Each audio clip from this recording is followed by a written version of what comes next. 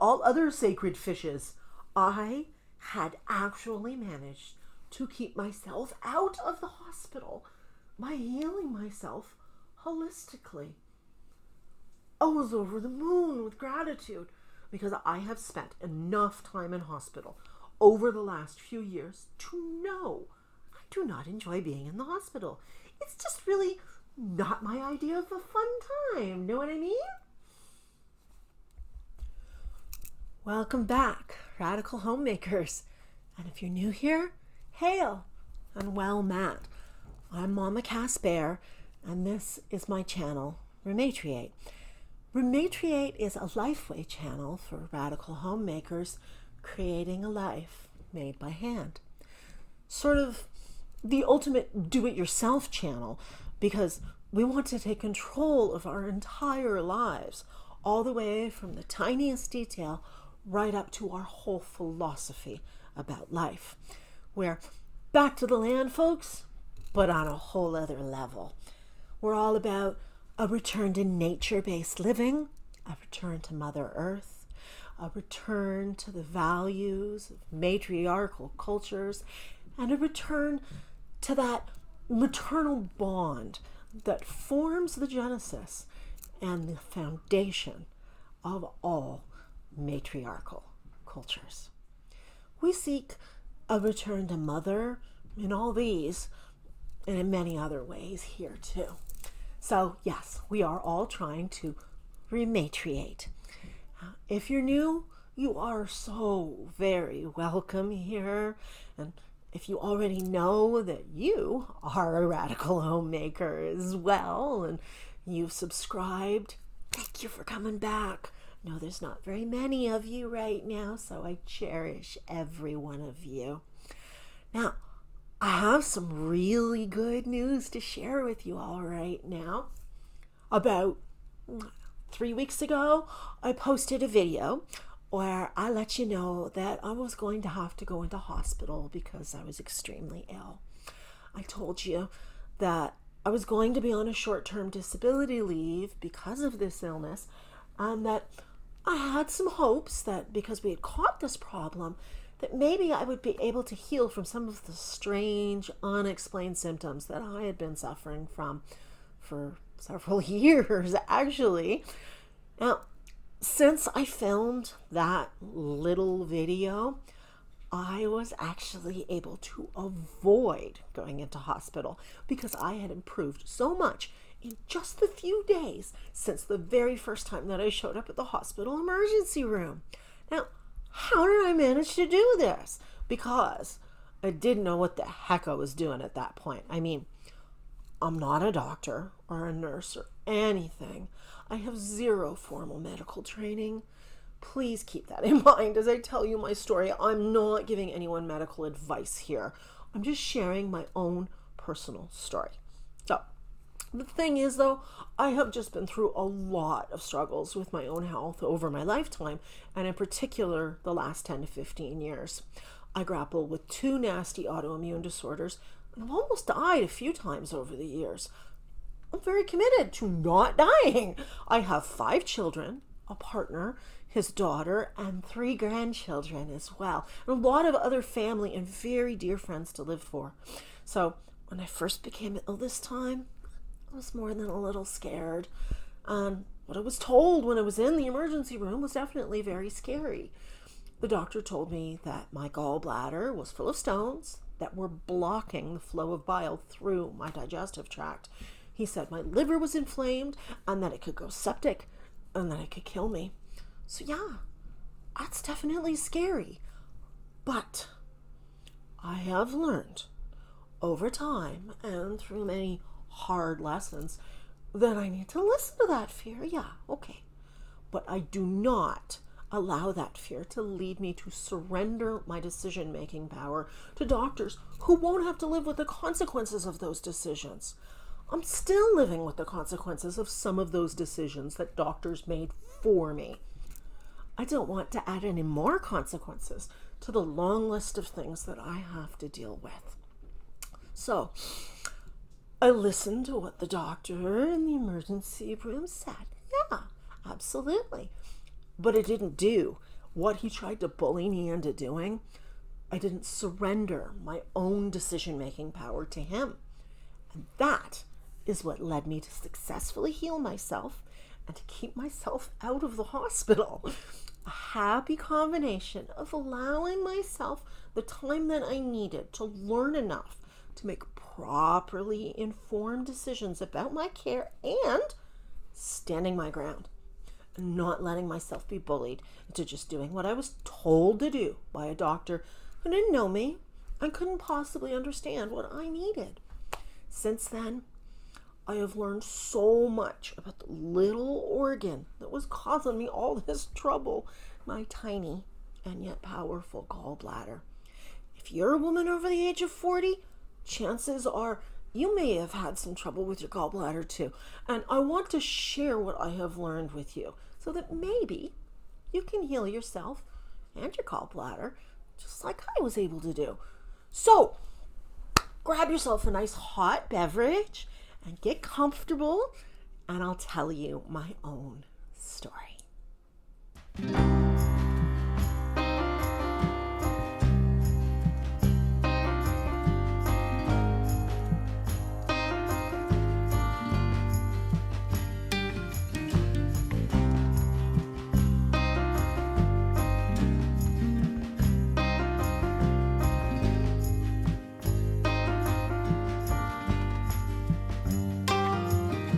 Storms, they come, they go.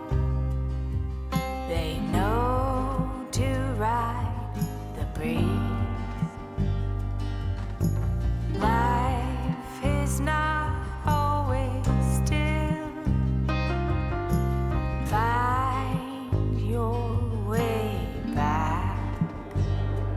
Let it flow.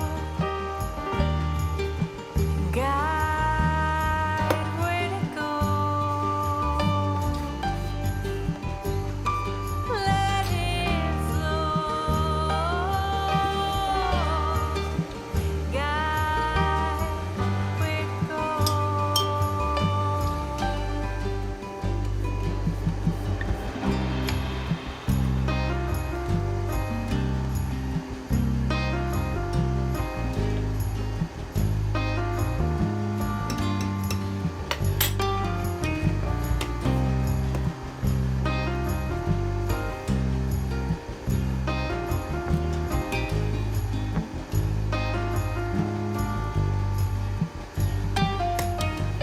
Heart beating too fast. Slow with your breath. Emotions rush through your veins. Conscious pull in the reins. Let it flow. Guide where to go. Let it flow. Guide where to go. Breathe in, breathe out. Get back to self.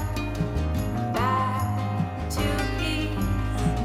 Breathe in, breathe out. Get back to self. Back to peace. Let it flow. Guide where to go. Let it flow. Guide where to go.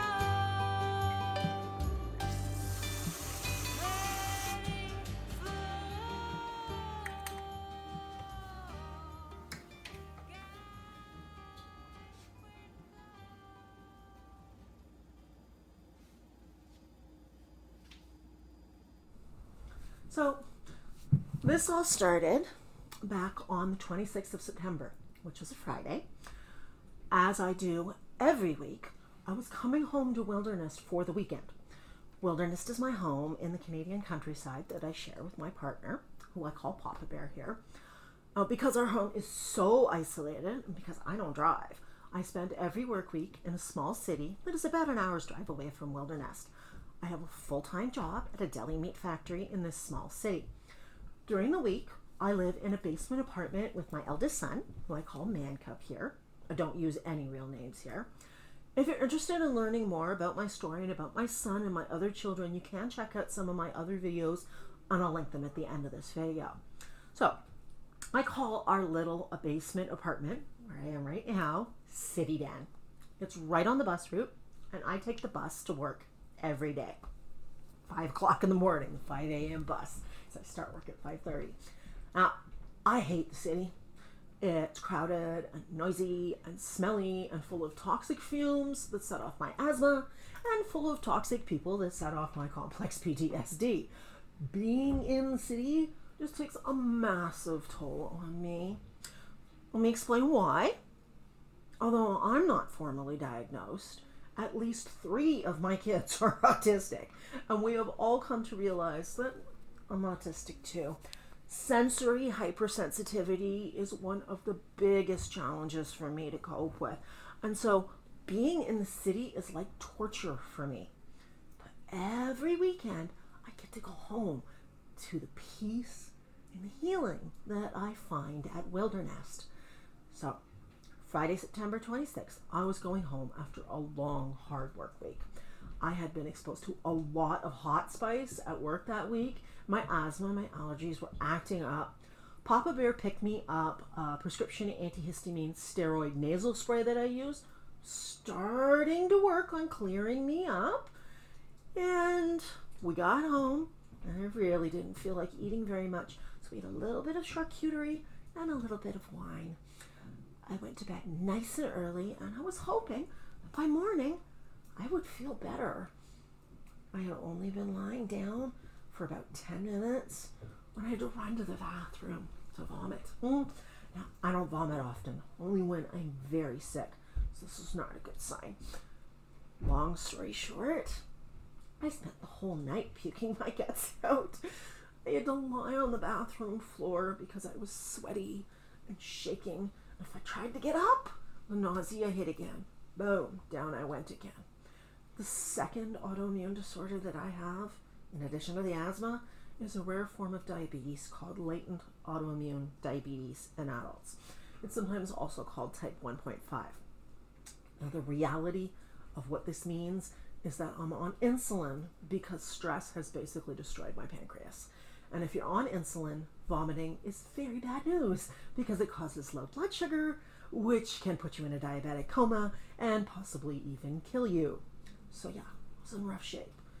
All night, lying on the bathroom floor and worrying that I might be dying. It was around sunrise when I was finally able to get off the bathroom floor, drag myself back to bed, and go to sleep. I woke up in the early afternoon of Saturday and I was feeling a little better. Weak. A little better. Papa Bear made me some food. I ate a little bit, and then I was feeling even better after that. And I just stayed on the couch, resting, working on getting some fluids back into myself for the rest of the afternoon and the evening. I snacked a little bit, but I still didn't have much of an appetite. I was just exhausted. I was already very worried about the work that I had to get done every weekend. Like, I do laundry at home for both myself and Man Cub every weekend. And since our dryer died last year, I have to hang everything to dry. So I need to do laundry either Friday night or Saturday morning. And both those options were now gone because I had been too sick. And I was still too weak to even think about washing anything. So I decided I'd do the wash on Sunday and then just take things to a laundromat on the way back to City Den Sunday evening. I went to bed around 10 p.m. and I thought, okay, it's all going to be fine. It's all okay. We'll be all right. Wrong. Wrong. I had only been lying down for about 20 minutes when I had a repeat of the previous night. I had to run to the bathroom to puke, and it was even worse than the night before. It was the whole night, back and forth between the bathroom floor and trying to sleep by putting my face into a bucket just in case. But this time, it wasn't just a night. It kept going all throughout the next day. All of Sunday was just me trying to sleep, but only able to fade out for a few minutes just to be woken up by paralyzing nausea and dizziness. Sweating, ripping clothes off, and yet shaking with chills at the same time. All Saturday night, and then Sunday morning, and all through the rest of Sunday too. Long after there wasn't anything left inside of me to puke back up or evacuate from my system in any other way. And I hadn't slept in over 24 hours, and I wasn't getting any better. At this point, I realized I needed to go to the hospital. I was clearly dangerously sick, and I could not get it under control. I mean, I figured I was just having a really, really big allergic response, bigger than I'd ever had, all because of the hot spice at work. But I knew that I was unable to get into the car and ride into town. I couldn't get off the bathroom floor. So I asked Papa Bear to go to the nearest village and get me some gravel. I didn't want to have to pay the $50 that it costs if you have to call an ambulance. But he did this.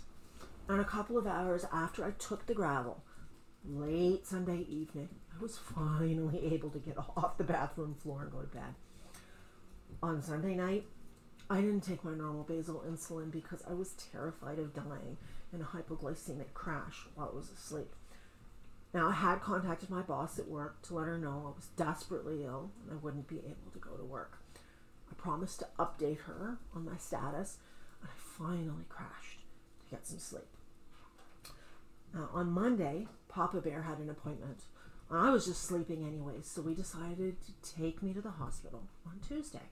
I still wanted to go because I suspected that my kidneys were in trouble because of some of my symptoms and because I was having lower back pain on the right. And it was really bad. I didn't take any insulin at all on Monday.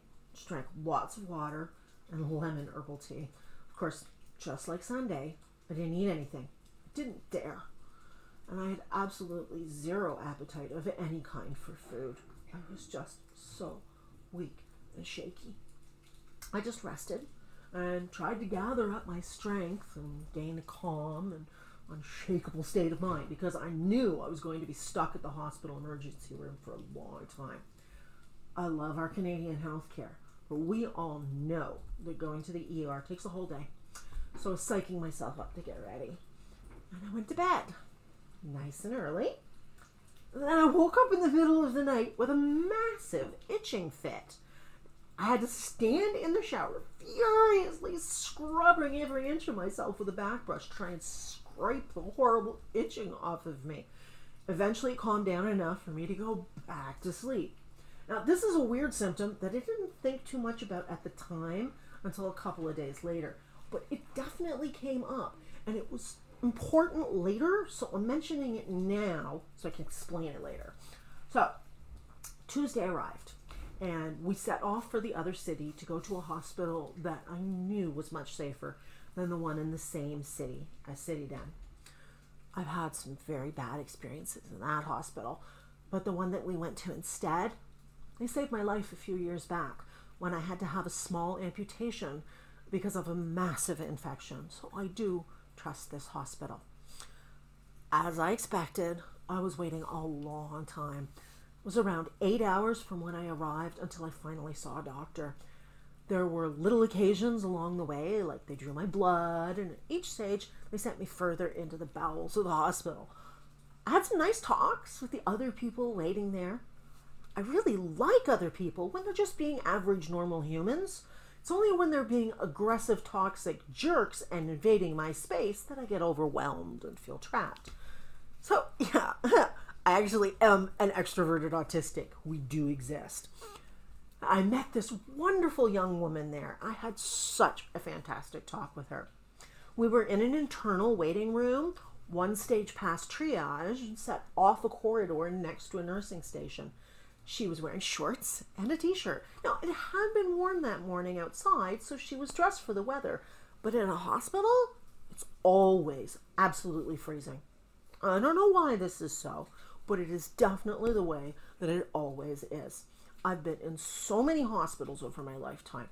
What with having 5 babies in hospitals, loads of weird health issues since I was a teenager, and my mom being a nurse and working in hospitals, I have spent so many days in hospitals. They are always cold. So I know enough to dress for this, and I always wear layers and carry extra sweaters when I have any advance warning that I'll be spending time in a hospital. But this young woman, she was silently curled into a fetal position on a chair, just shivering. When I noticed this, I grabbed a nurse from the nurse's station and I asked for a blanket out of the warmer that they keep on every hospital unit. I learned about these when I was in labor and they put them around me. Bliss! So I got them to give a nice warm blanket to this young woman, and it absolutely saved her. We got to talking, and it turned out that she wasn't a teenager like I had thought she was. Oh my God, everybody looks so young to me anymore.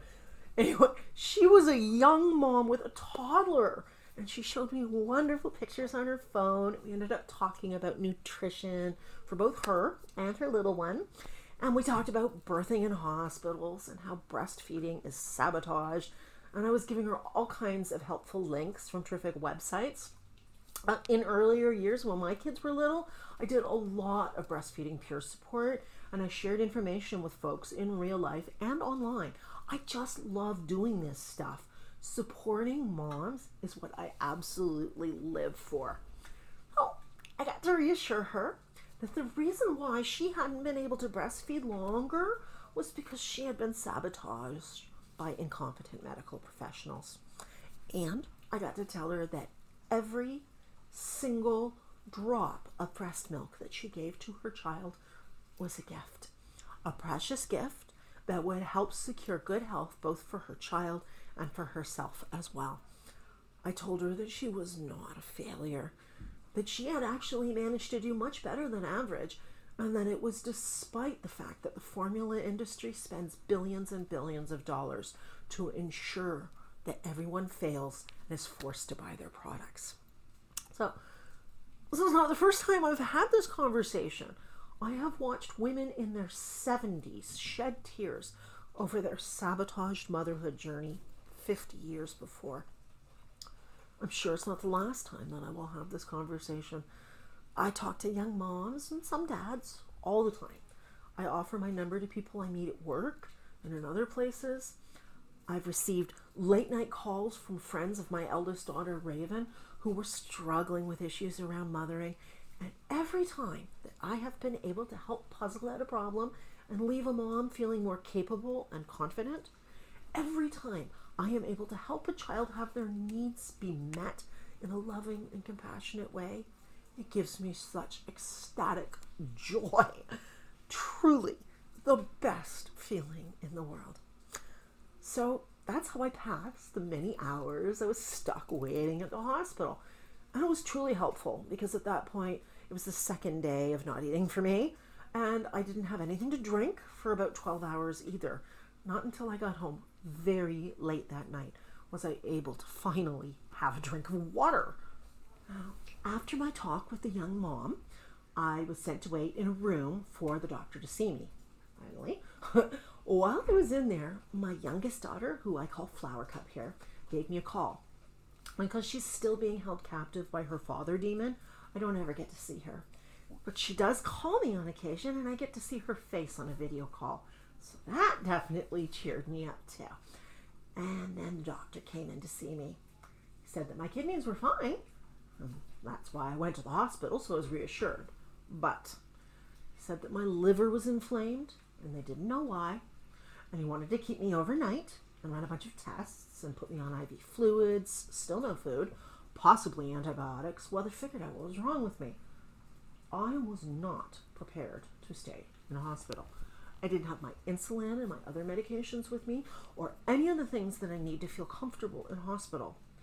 Remember what I said about it always being cold in the hospital? Well, it's also absolutely impossible to sleep in hospital. They literally wake you up every single hour. I was already exhausted from not sleeping for 36 hours over Saturday and Sunday. Sleep deprivation is a killer. I wasn't ready to sign up for that. I knew I would only get sicker and sicker. He was very dubious when I told him I would not stay in hospital. He said that if we rushed, we could get me into ultrasound before they closed, and then maybe he would feel comfortable letting me go home. So we did that. Then I got back to the ER, and they gave me a really nasty tasting potassium supplement drink because my blood work showed that I was very low in potassium. Not surprising considering how much I'd been vomiting. I spent another 2 hours though watching every other person in the treatment lounge get treated and sent home by the doctor. Papa Bear called me because he had long since finished running all of his errands, and after 12 hours stuck in the car, he was starting to go stir crazy. He wanted to go home. And you know what? So did I. So I went hunting for the doctor because apparently I had been forgotten. I finally found him and sat down to have a chat about what was going on. He had been waiting for the results of the ultrasound, and they were not good. He said that the reason my liver was inflamed and causing me pain and making me puke if I tried to eat was because my gallbladder was full of stones. The stones were blocking the flow of bile, and that's why I couldn't eat. Bile is a fluid that your liver creates and then sends down your digestive tract, and it breaks down fats so that you can burn that energy. But I had stones in my gallbladder that were blocking this flow. He wanted to admit me to the hospital immediately and take over control of all of my medications, including my insulin, for at least the next several days. No food, IV fluids, constant testing of my blood, ultrasounds. He said I'd probably need IV antibiotics so that my liver wouldn't go septic. I knew that I was not going to stay. Already, before he tried to scare the crap out of me, and then when he said he would take over my insulin, hell nah. I have dealt with this before. I was in a hospital with a bone infection in my left foot several years back, and I let a hospital control my insulin and my food, and they completely screwed it all up, and they damn near killed me. I ended up in a different hospital later, and they had to cut the infected toe off in order to save my life. The toe, a tendon, and a big chunk of my foot all had to be cut off in order to save the rest of my foot, my leg, and my life. I'm still dealing with the effects of the toxic fluoroquinolone antibiotic that they gave me back then. It caused bones in my other foot to fracture a few months later after I healed from the amputation. So I'm permanently disabled now. I will never walk normally, ever again. I'm in pain almost every day in both my feet and in my right leg. I've lost about half my calf muscle in that right leg because of the antibiotics, and I struggle with constant fatigue and muscle weakness and cramps. And I work full-time doing physical labor. This is what I mean about dealing with consequences of bad decisions made by doctors. I also went to a complex diabetes clinic for over a year after all of this to finally get my insulin dosage under control. No doctor is capable of handling my insulin. In fact, every responsible doctor who I meet actually says that themselves. They will say that I am the one who needs to make the decisions about my insulin, and that they will just have a conversation with me about it if I need surgery or I need to fast for any reason. So I knew I was not going to let this doctor admit me. Even before he told me that he was going to take over my insulin, I knew that I wasn't going to stay. As much as I hate the city because of how badly it impacts me as an autistic person, I hate being in the hospital a million times more than that. When you're in the hospital, you have zero privacy, zero sleep, zero warmth, zero access to any kind of food or drink that I can actually eat or drink, and I had not brought any of the comfort items or coping strategies that I need to be able to survive in the hospital. Long story short, I put my foot down and I said no. I knew that I would end up having massive panic attacks and just get even sicker and sicker and sicker if I didn't get out of that place immediately. The doctor gave me a printout of all my lab results, and we had a long talk about it. And I said that I would definitely be coming back to the hospital once I was ready to be admitted. And then my Papa Bear picked me up and took me home. It was around midnight, though, when we finally got back to Wildernest. And during that hour-long drive home, we made a plan for when I would go back to the hospital. I had to go to City Den to pick up my extra insulin. I had only had enough with me for the weekend. And I had to stop at work to see my boss and get the forms for my short-term disability leave. I also had an appointment at the eye clinic where I get regular injections into my eyes to stop me from going blind. I couldn't miss that appointment because it's impossible to reschedule. So I would have to wait until Saturday to go back to the hospital. And this was Tuesday night. Because the doctor said I shouldn't eat, I was going to continue fasting until then. I made up my mind. The next day was Wednesday. Now, I checked my Facebook in the morning, and a friend had responded to my description of that weird itching fit that I'd had the night before.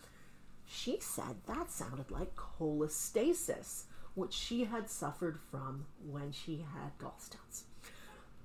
Bingo! Is exactly what the problem was. But I had no idea the night before that itching is one of the biggest symptoms of gallstones blocking your biliary system. So, one of the things I've learned. Yet another instance of me getting super helpful medical information from my friends.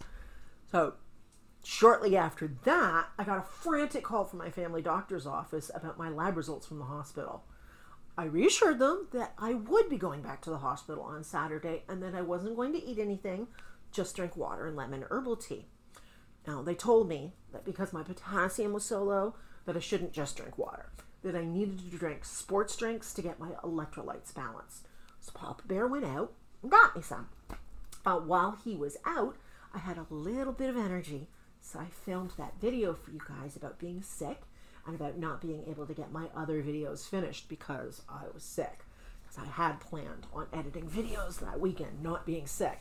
I was pretty tired after doing that, but it wasn't as bad as I would have thought, all things considered.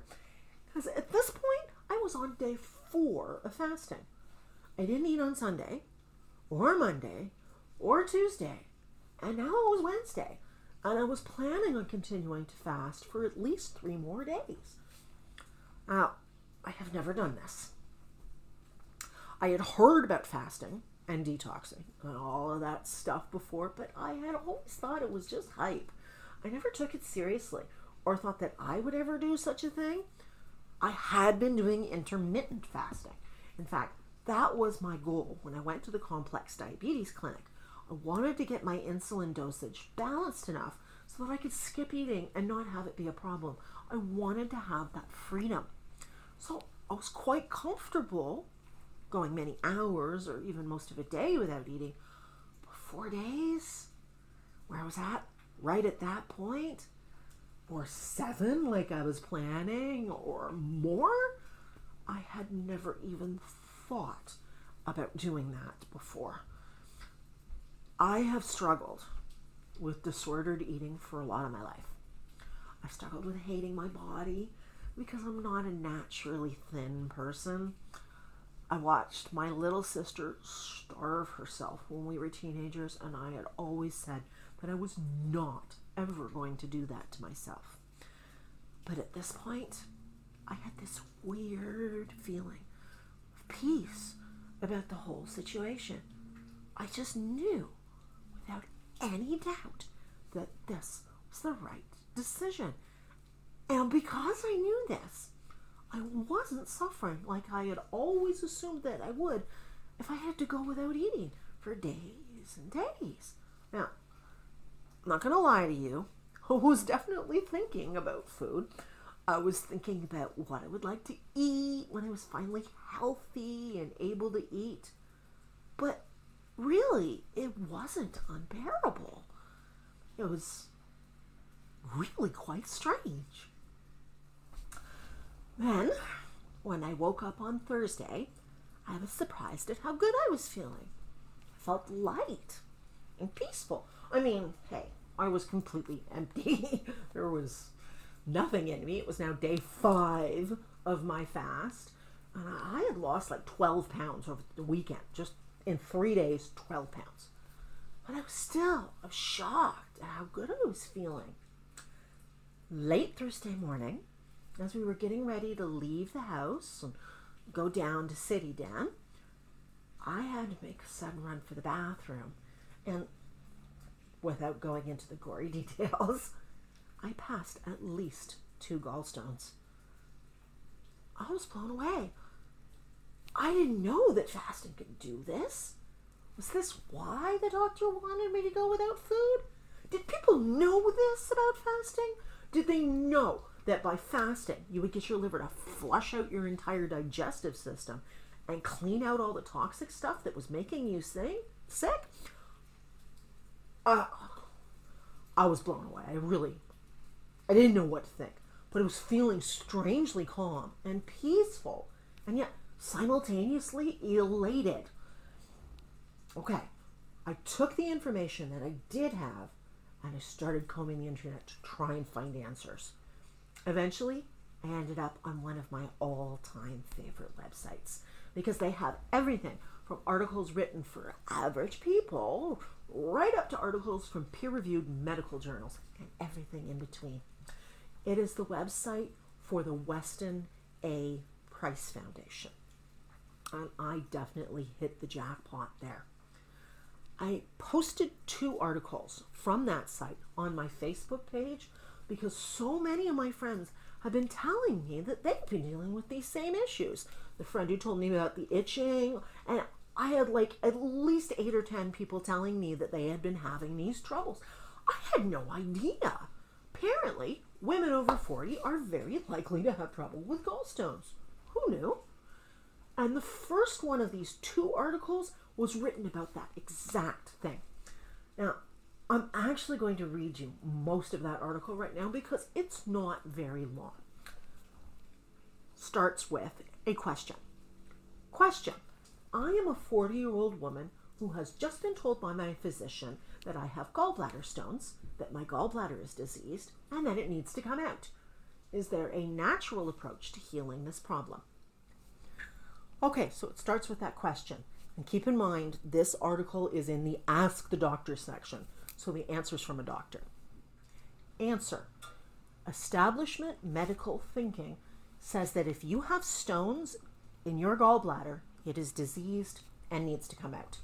But do gallstones mean that the gallbladder is diseased? The gallbladder is a reservoir or holding tank for bile salts, which the body uses to digest fats. When we eat fat, the body releases bile into the digestive tract to break it down into absorbable fatty acids. Bile salts are made of cholesterol. Gallstones are a sign that your body has decided to increase its reservoir of cholesterol. Now, why would it do this? The obvious answer is that it has become afraid that the supply of cholesterol is low. Therefore, it uses the strategy of storing extra for a rainy day. Actually, it's quite a clever and innovative strategy. Your gallbladder is not diseased. It doesn't need to come out. In fact, we know that taking your gallbladder out will increase your risk of cancer. The reason that removing the gallbladder leads to cancer has been the subject of study and research for over 40 years. And the best guess is that when you remove the reservoir for the bile acids, they get secreted into the intestines in an inappropriate fashion. And inappropriate could mean not in its usual rhythm or in an altered form. The excess cancer risk is seen in the right side of the colon, exactly where these bile salts enter and irritate the colon. Over the years, I have become convinced that most of what we call disease is actually the body's adaptive strategy to less than optimal circumstances. Modern medicine gets rid of this adaptive strategy without fixing the underlying cause and leading to side effects that are worse than the original disease. So, what should you do? First, do not believe that your gallbladder is diseased. Second, give your body what it needs. In this case, more cholesterol. Once your body is convinced that you are serious and will provide it with a steady stream of cholesterol, which it desperately needs to stay alive, it will give up the flawed strategy of storing extra. The stones will dissolve and you will be well again. I know of 2 people who adopted this strategy, and within a year, their stones completely dissolved. Actually, you might want to thank your gallbladder for devising such an innovative strategy for keeping you alive until you learned how to eat in a way that provides your body with the materials it needs to be healthy. The best way to provide your gallbladder with cholesterol is to eat plenty of animal fats. If you eat a lot of vegetable oils and trans fats, the gallbladder is likely to become inflamed. If you are on a low-fat diet, the gallbladder atrophies because it does not have enough work to do. Isn't that terrific? It basically explains exactly what is going on, what caused the problem, and how to fix it and get back to being healthy. Now, the article goes on to describe what you should do if you've already had your gallbladder removed, and it says that you should just eat according to a strict schedule that is always the same every day. I can't, and I don't want to have to live like that. And I don't believe that cutting parts of your body out is a really good strategy to achieve long-term health, so I knew that I was not interested in having my gallbladder removed. So I kept researching, and that's when I discovered the second article that I posted. It talked about how to get healthy rather than just cutting the gallbladder out. It's called The Health and Healing of Your Humble but Mighty Gallbladder. Now, this is a much longer article, and it describes the entire anatomy and normal functioning of your hepatic and biliary systems, so I'm not going to read it to you. I will provide the links for both of these articles in the description for you because they're fascinating to read. Now, I will read you one little quote from this article, though. I was reading them in the car as Papa Bear was driving, and I was so blown away by this one section that I just had to read it out loud to him. Enterohepatic circulation is an especially important concept in the field of toxicology. As lipophilic, fat-soluble, xenobiotics sometimes also undergo this process of being reabsorbed along with bile salts and recycled back to the liver. Examples of lipophilic xenobiotics include some pharmaceutical drugs and pesticides, polychlorinated biphenyls, PCBs, and contaminants generated by the incineration of industrial wastes. Due to the toxic nature of these chemical substances, their reabsorption back into the system may be a contributing factor to the development of diseases or other disorders of the liver, gallbladder, biliary tree, and perhaps beyond. Wow! I mean, it's dense, but I had to share that with Papa Bear. What this means is that anything toxic that gets into your body gets recycled through your liver and bile system and eventually ends up stored in your gallbladder. So the other reason why you might end up with gallstones, besides eating a low-fat diet or not eating enough animal fats, is because of toxic substances that end up in your body, whether from pollution or from poisons in your air or food or for some prescription drugs. I have definitely been exposed to a lot of those things. And since I have been eating 3 eggs with butter every single morning for months now, my gallbladder was finally receiving what it needed to dissolve these stones and heal. And that's why fasting enabled my body to kickstart that flush. My system wasn't using all of its energy to digest food, so I started flushing my system out. Now, can you confirm this to me? I actually spent the entire evening of Thursday flushing out even more. And at the end of the evening, I felt so good. And I had learned so much about what was happening to me. I decided it was probably safe to try eating some soup. So I made myself some nice minestrone soup. And I ate it. And success! No more puking. And I had the best sleep that I had managed to have in months. In the morning, I had a little jello with mandarin oranges. And then Papa Bear picked me up and we drove to my eye appointment in yet another small city. My eldest daughter, Raven, is what I call her, Raven Cub, she lives in this city. So I visited her while I was there after I had my eye appointment. And then Papa Bear and I began the more than 2-hour drive back to Wildernest. That night, I had some more soup. I had some more jello in the morning. I packed up everything that I would need to be comfortable in the hospital for several days. And this time, Papa Bear even came into emergency with me to wait for the first couple of hours. Now, he hates waiting, so this was really nice. I got some more blood work done, and then Papa Bear went to have lunch with his older brother. So I was alone for a little while. It was late afternoon when I finally got to see a doctor. Papa Bear was back with me at that point. Instead of almost 12 hours in hospital like last time, this was after only about 5 hours. Much better. I told the doctor the whole story of the last week and a bit, being so sick, and that now I was here and ready for them to keep me for several days. I was all psyched up. He looked at my blood work, and he spent a bunch of time poking me and jabbing me, just like the doctor on Tuesday had done. And then he told me that it sounded like I was no longer in cholestasis, and that I should just go home to recuperate. What? I was entirely blown away. Holy carp and all other sacred fishes. I had actually managed to keep myself out of the hospital by healing myself holistically.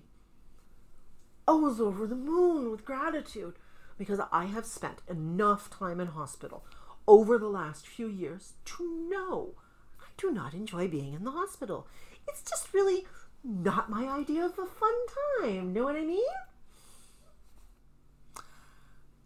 So, we went home. I was still in shock, and I remained in shock for several days, but in a really good way. I've had to deal with a lot of loss over the last 13 years since my ex-husband, Father Demon, stole my younger 4 children. And an awful lot of that loss has been the loss of my health. I had my parental rights removed in court while I was in hospital fighting for my life and having my amputation. I have had to get used to losing things. I have had to get used to things always getting worse. This is the first success that I have had with my health in so very long, and all because I stood my ground and refused to make a snap decision. I refused to surrender my control and be manipulated by fear. I took the time that I needed to learn. I took the time I needed to be comfortable and to do things in my own way. And for once, I actually had the power to make these decisions, unlike so many times before where I was not allowed to do things in the way that I knew was right. I have been bullied for most of my life. It felt so good to have this success. I'm still off work right now. It's going to take several weeks to get my insulin dosage balanced again. My digestion is still slow right now, and I have to keep being gentle, patient with myself. I'm blessed to have excellent benefits at my workplace, so my disability leave is long enough to do this. I am very thankful. And I am taking some of this time to finally finish making some of these videos for you all, like I had planned to do the weekend that I got sick.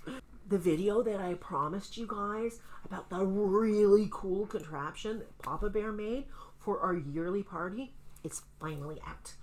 It's called Do It Yourself Splash Pad for Family Fun. I know, I get it. It's not summer anymore, and most of us don't find the idea of being splashed so appealing right now. But it's a nice, happy video, and I hope that it will make you smile. Let's actually keep the good news and the happy things flowing, right? Now, speaking of like, if you would like this video, I'd really appreciate it because it helps other people to see it, and hopefully this information will be useful for them. Please subscribe too. I'm creating these videos to reach out to other people, recreating their lives to make them into a happy and healthy home. I find meaning in my own life by changing the world to make it a better place. And I suspect that you do too. So let's do it together. And let's find as many of the other people who are doing the same thing too. We are all radical homemakers, creating a life made by hand. Escaping Wedico culture to make ourselves a home. While you are out there in this crazy world, always remember that I love you.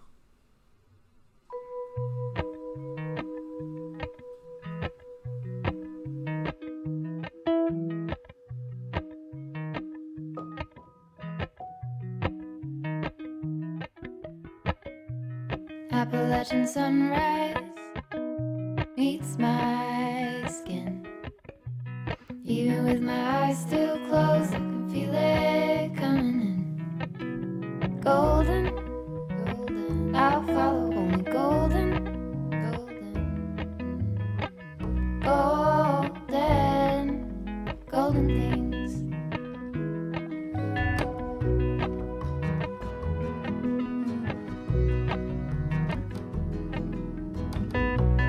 Mountain laurel high fives for miles in spring. Rainbow trout and a hummingbird wing. Golden, I'll follow only golden, golden, golden things. Gold hair, gold ring.